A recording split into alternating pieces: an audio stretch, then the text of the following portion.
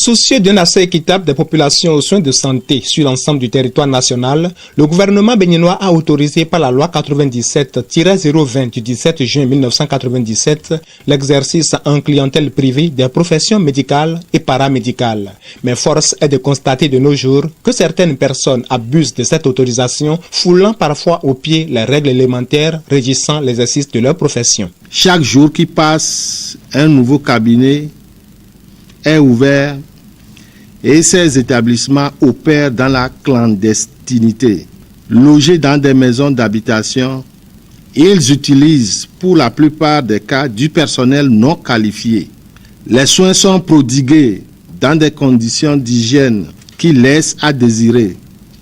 Lorsque ces établissements sont ouverts par des agents qualifiés, ils sont pour la plupart des fonctionnaires de l'État et donc doivent déserter les centres publics pour animer les cabinets privés. C'est donc pour ne plus laisser perdurer cette pagaille qui met en danger la santé des populations que le gouvernement a décidé de la fermeture des cliniques et cabinets de santé qui exercent dans l'illégalité. Le directeur départemental de la santé du Mono précise les conditions à remplir désormais par toute personne qui souhaite exercer en privé dans le secteur de la santé au Bénin.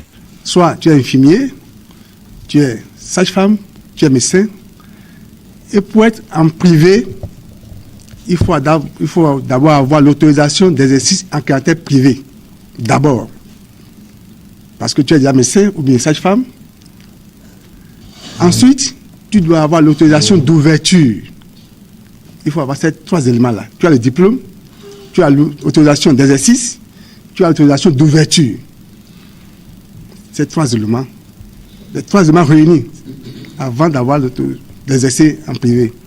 Le procureur du tribunal de première instance de l'Okossa met en garde tous ceux qui voudront se trouver des échappatoires aux dispositions du gouvernement visant à préserver la santé des citoyens. Quant à ceux qui penseraient qu'ils sont plus malins et qui voudront contourner le dispositif, je ne les encourage pas du tout, d'autant plus que la santé des populations n'est pas négociable.